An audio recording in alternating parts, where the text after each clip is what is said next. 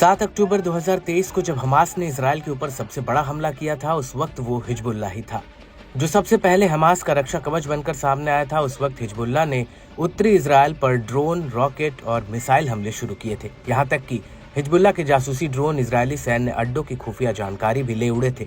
हालांकि उस वक्त इजराइल सिर्फ हिजबुल्लाह के हमलों को रोकने के लिए जवाबी हमला कर रहा था, लेकिन 27 सितंबर 2023 को आईडीएफ ने लेबनान की राजधानी बेरूत पर 80 टन से ज्यादा के बंकर रोधी बम गिराए थे और इस हमले में हिजबुल्लाह प्रमुख हसन नसरल्लाह की मौत हो गई थी।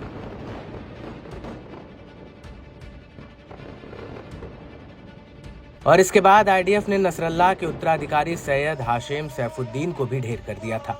और इसके बाद 1 अक्टूबर 2024 को आईडीएफ हिजबुल्लाह पर जमीनी हमला करते हुए लेबनान में घुस गई थी, लेकिन 27 नवंबर 2024 को इजरायल और हिजबुल्लाह के बीच युद्ध विराम भी हो गया था।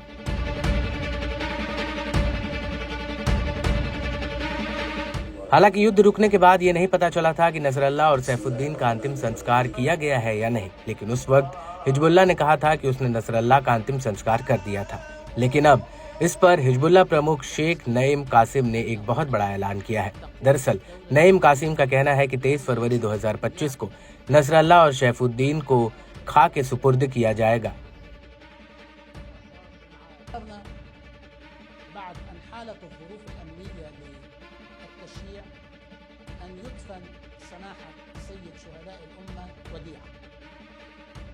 وبعد أن دفن وديعة كل هذه الفترة ارتأينا أن نختار يوم 23 إشباط।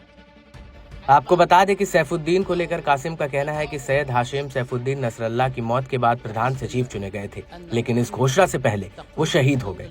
लेकिन इस सब के बीच बड़ी बात यह है कि हिजबुल्लाह प्रमुख ने इस अंतिम संस्कार समारोह के लिए हम अपनी प्रतिज्ञा पर कायम है का नारा भी दिया है। कासिम का कहना है कि नसरल्लाह और हाशेम सैफुद्दीन के अंतिम संस्कार वाले दिन हमने इस नारे को चुना है। आपको बता दें कि शेख कासिम ने दक्षिणी लेबनान में आईडीएफ की मौजूदगी को लेकर भी कुछ बड़ी बातें कही हैं। कासिम का कहना है कि इजराइल के मौजूदा युद्ध विराम उल्लंघन के लिए लेबनानी राज्य इसका जवाब देने के लिए पूरी तरह से जिम्मेदार है। लेबनानी सरकार को मध्यस्थतों के जरिए इजराइल के ऊपर दबाव बनाना जारी रखना चाहिए ताकि इजराइल युद्ध विराम समझौते का उल्लंघन करना बंद करे। कासिम का कहना है कि ये न सिर्फ समझौते का उल्लंघन है, बल्कि शुरुआती कार्रवाई के रूप में इसका जवाब भी दिया जाना चाहिए। कासिम का ये भी कहना है कि अमेरिका को अपना वादा पूरा करना चाहिए, क्योंकि वो इस मामले में इजराइल का गारंटर है। अमेरिका को इजराइल के ऊपर दबाव डालना चाहिए ताकि वो समझौते को लागू करे। शेख कासिम के मुताबिक अब प्रतिरोध की अपनी प्रतिबद्धता से बंधे हुए हैं। प्रतिरोध एक रास्ता और एक विकल्प है। हम सही समय पर अपने आकलन के हिसाब से कार्य करते हैं।